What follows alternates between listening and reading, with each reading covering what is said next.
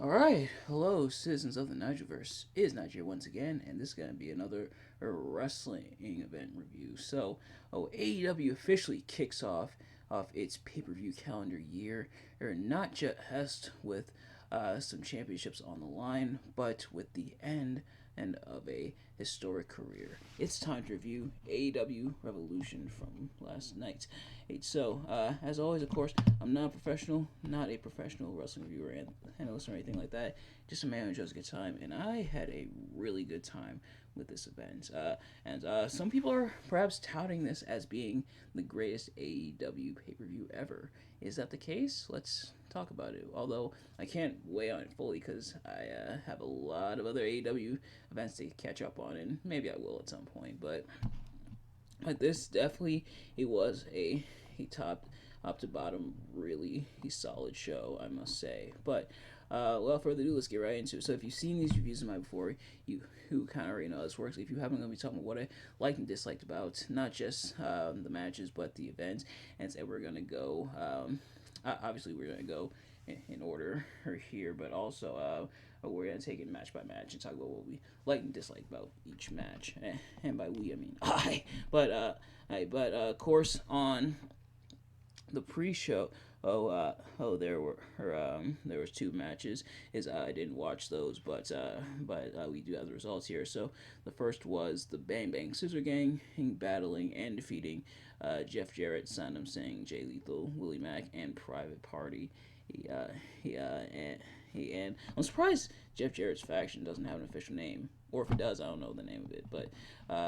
Yeah, so I would beat them in 12-man tag team action, and of course the Bang Bang Scissor Gang, that being the acclaimed of names, that being Max Caster, or Platinum Max, of course, Anthony Bowens, Billy Gunn, aka Daddy Ass, the Ass Boys of Austin and Colton Gunn, and of course Switchblade Jay White.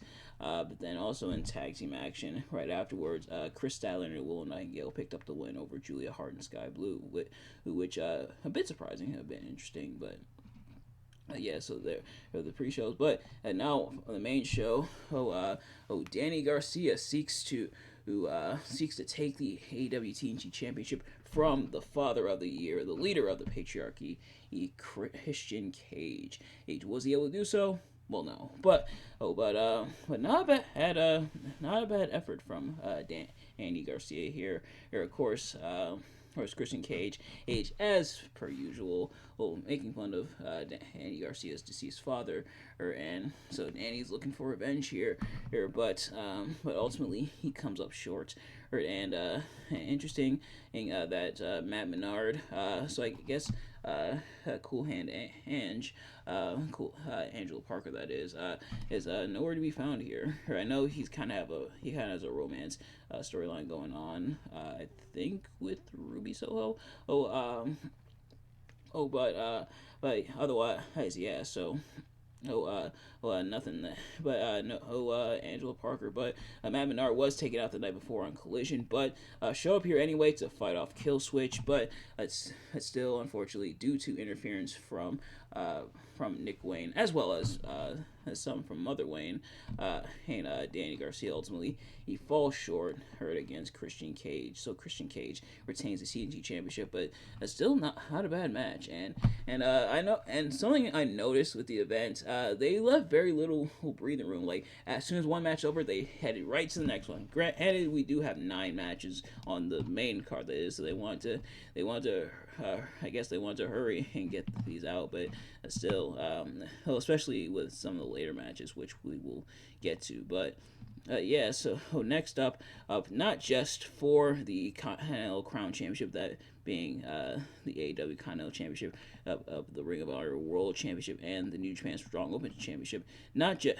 Open Weight Championship, I should say, not just for those, but for good old fashioned respect, Eddie Kingston defends against Bryan Danielson. So, of course, the storyline here is that Bryan Danielson does not respect Eddie Kingston. Eddie Kingston may have won everybody else's respect. He may have won Claudio Castagnoli's respect to an extent, but he does not have Bryan Danielson's respect. So, Bryan Danielson, if he loses, has to shake his hand. And so, was Eddie Kingston victorious? Did he get Bryan Danielson to shake his hand? Yes, he did. No pun intended, of course, for Bryan Danielson. But yeah. So really, he's solid. It battle between the two, just going at it. It going at it, and the story being told throughout of the striking game where Danielson, and as they put over on commentary, Danielson and able to strike more effective at striking the lower body. With lower body strikes, such as the kicks, but the upper body strikes go to Eddie Kingston, and they definitely brought it here and just put on a really solid match. And of course, Eddie Kingston ultimately picking up the win and over Bryan Danielson here. Or so, does Bryan Danielson follow through on his does he follow through on the stipulation? Does he shake Eddie Kingston's hand? He does. He actually does. They tried to do like the fake out where Bryan is like, nah, I'm not gonna shake his hand. But then he's like, all right, yeah, I'll shake your hand. And he raises Eddie Kingston's hand afterwards. So Eddie Kingston officially no longer the king of the bums. Now has officially earned Bryan Danielson's respect there. But then next up is the All-Star Scramble match, with the winner receiving a future AEW World Championship match as it was Wardlow, Chris Jericho, Powerhouse Hobbs, Lance Archer, Hook, Brian Cage, Magnus, Dante Martin, and a partridge in a pear tree. So this was originally supposed to be the Meat Madness match between Wardlow, Lance Archer, Powerhouse Hobbs, and then also Keith Lee and Miro were supposed to be involved. So, but because Miro and Keith Lee are still not medically cleared, or they figured, you know what? Instead of just adding 2 extra guys, let's add 5 extra guys to this. We still got our meaty moment, and of course. With Wardlow, Powerhouse Hobbs, Lance Archer, and Brian Cage all in the ring, and the fans did chant, the meat forever, and it was cooler when Hobbs and Miro did it,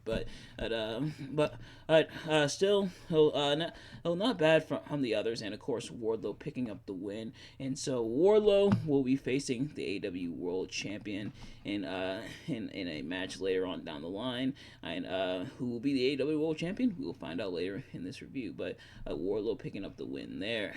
So the All-Star Scramble match, essentially just a first person to get pinfall or submission. So they could have just called it an 8-pack match, or I think like the 6-pack or the 8-pack, like the pack type matches. I think is your pin and get eliminated, which honestly they probably could did here, but having the first to get the win.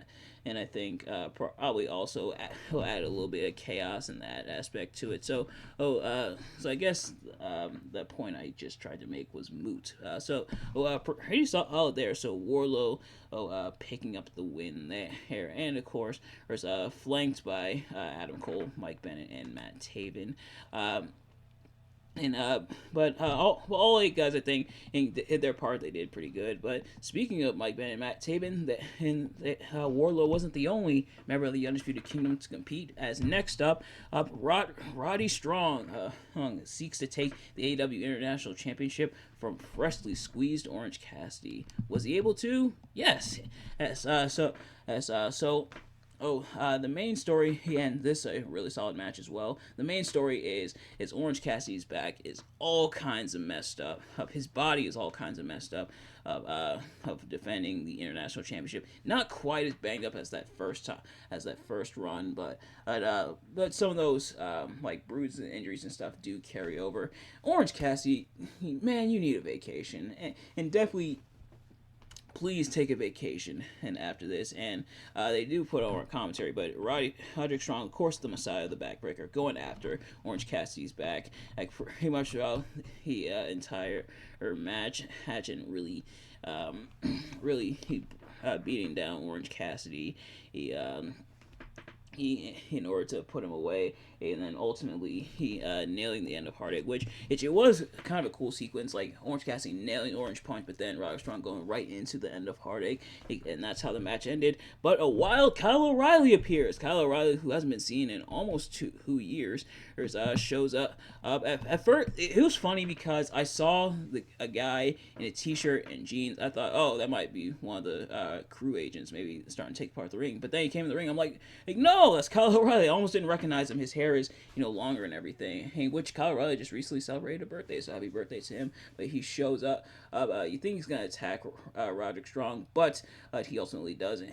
And him sneaking into the ring, pretty much it's identical to what happened when he first debuted in AEW, where he snuck in the ring and attacked. I believe it was Orange Cassidy that he attacked when he first came into AEW. Who I could be totally wrong about that, but Kyle O'Reilly, he snuck in, shaking Roderick Strong's hand, and they hand him the T-shirt to join the Undisputed Kingdom, but Kyle O'Reilly declines. So Kyle O'Reilly, while still friends with Roddy Strong, is not going to be a part of the Undisputed Kingdom, at least not for now. So where will this story go? How will Kyle O'Reilly come back into the mix? We will find out. But then, and next up for good old-fashioned personal pride, the Blackpool Combat Club take on FTR. And this was a really solid tag team match. Of course, all four guys doing what they do best. As of course, these two teams have faced off before, and it kind of been going back and forth. But ultimately, the match that they had at, I think, a couple weeks before this on Dynamite ended in a no contest. So that was a 20-minute time limit.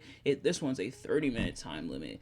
So will we have a decisive winner? We do, and it's the Blackpool Combat Club. But both teams really going at it. Really, like a match like this is why I definitely love tag team wrestling, and all four men definitely doing their part. Ultimately, Mox getting the win for his team, and just really good stuff. And I think actually I was gonna say all four members of the Blackpool Combat Club were in action, but Will Yuta was not. But it's still a really solid tag team match. So I wonder. So I wonder if this means that Blackpool Combat Club will go after the tag team championships. But it's also interesting to see that they're slowly starting to put Mox and Claudio in that like tag team category, where they're becoming much more like an established tag team, which they kind of already were, but even more so. Obviously, as individuals, now as like a team. So I guess that means they're kind of becoming like that de facto team for the Blackpool Combat Club. But so really solid match between them and FTR. But then next up for the AEW Women's World Championship, timeless Toni Storm seeks to defeat an old friend in the Virtuosa, Deonna Purrazzo. Was Deonna Purrazzo able to take the title from Toni Storm? She was not, unfortunately. And also, sadly, I picked the wrong time to head out, because I was heading out during the entrances, and I totally missed Mariah May showing up dressed like old school Toni Storm. Not like the old school Toni Storm where she is now, where she's dressed like the 50s and stuff. I'm talking like the old Toni Storm. You know what I mean. But nevertheless, you get Mariah May. Them running interference, ultimately allowing Toni Storm to hit the win and retain against Deonna Purrazzo. Pretty solid match between these two as well. Next up, in a match that definitely stole the show.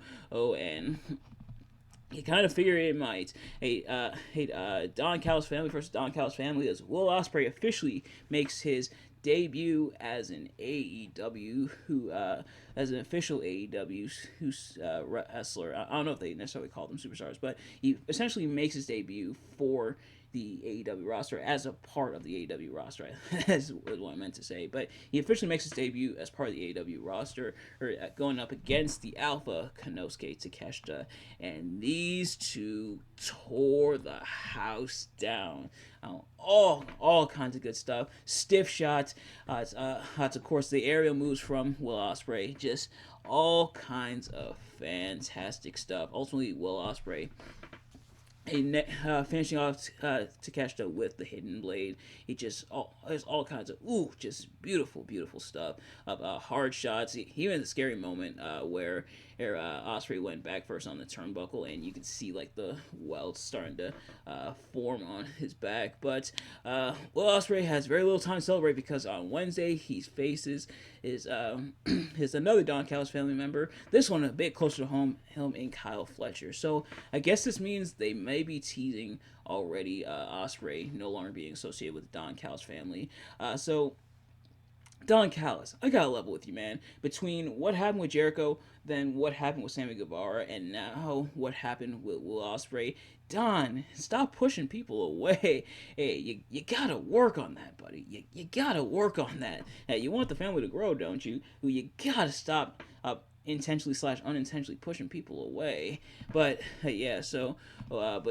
just really fantastic match. And even though we'll get into like the strongest and weakest match of the night, this definitely was match of the night. These two absolutely brought it.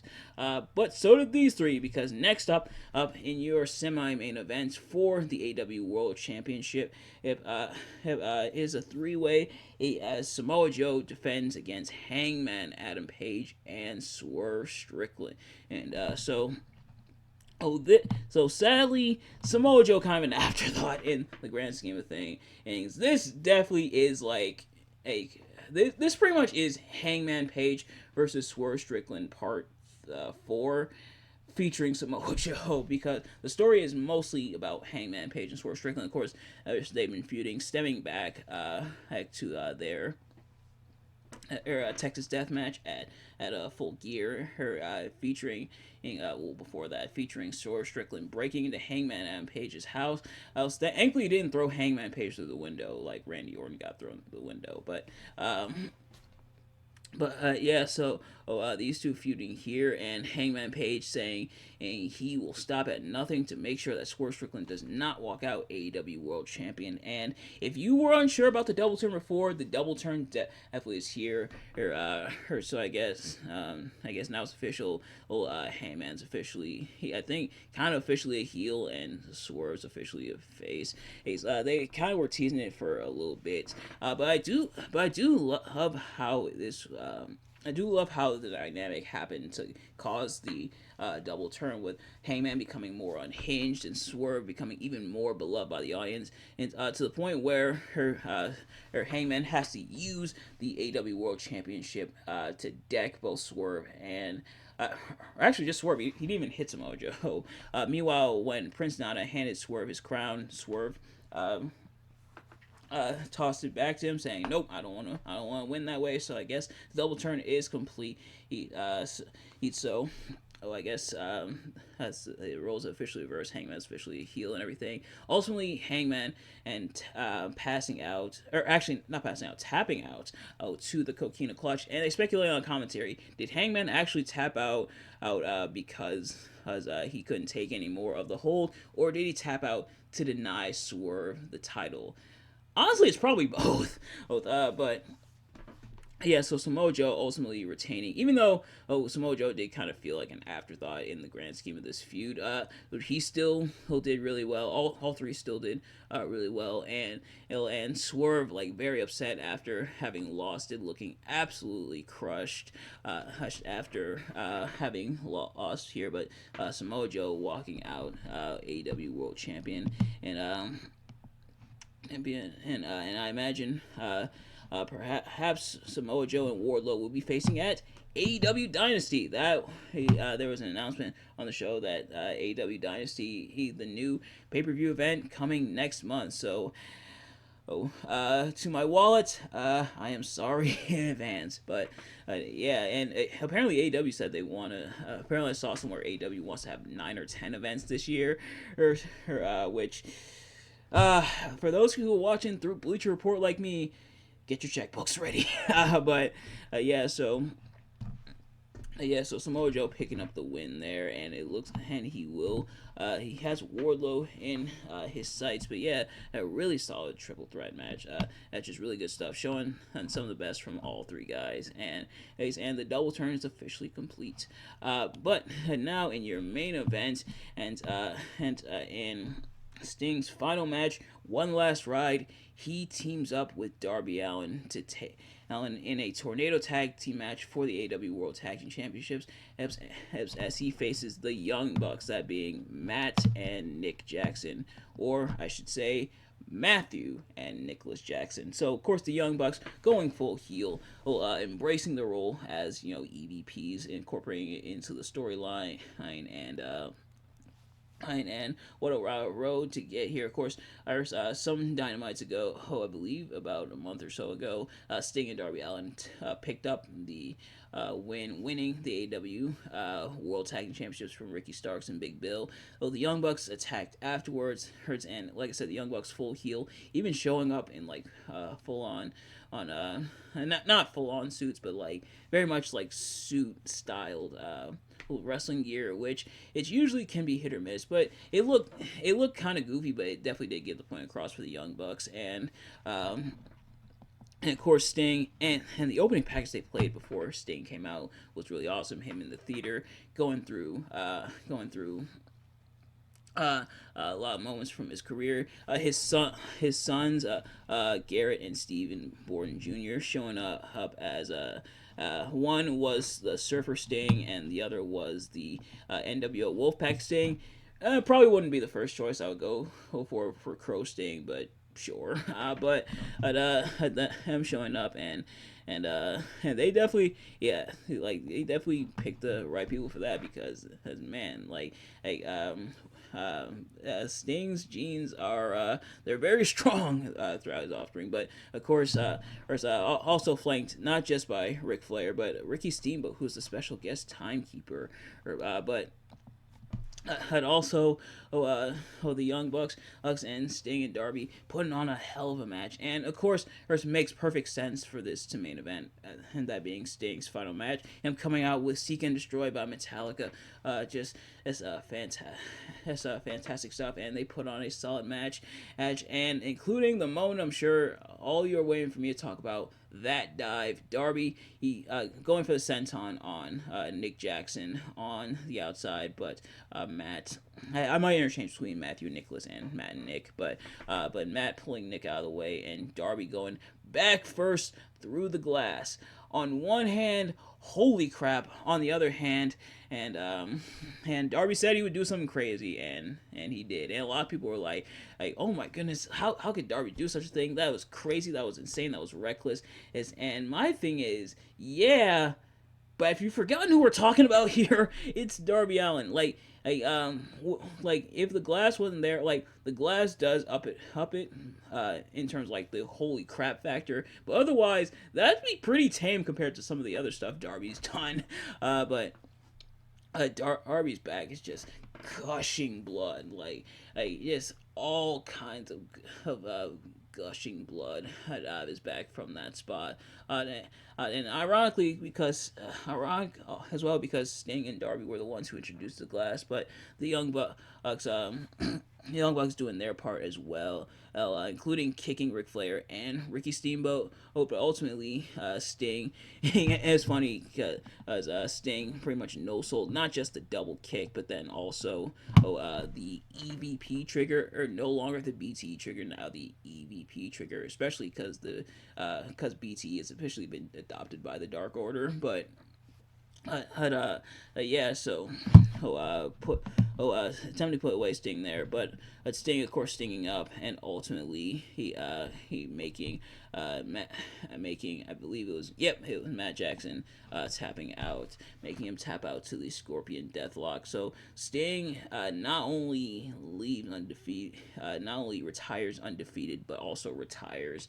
There's but he and Darby Allin and stay undefeated as a team, which I did not expect. But at the same time, you probably wouldn't want him to lose his last match, and it definitely got a pop the fans. And afterwards, Sting cut the speech that they cut from the feed. They didn't want to wait around on the pay per view feed to let Sting finish his speech. But the whole thing has been uploaded to YouTube, so I probably will check that out. But man, what a low blow. I get they have a certain time and slot allotted for like pay per view and stuff, but you couldn't have given them like a few more minutes so that Sting could finish his speech and everything. Like Tony Khan couldn't have said to them, hey, I know we have the feed until 12 midnight, but Sting is cutting his speech. He's cutting his speech afterwards. Can you just please give us like a few more minutes? But nope, they gave it to him. Thankfully, the whole speech was posted to YouTube and everything, so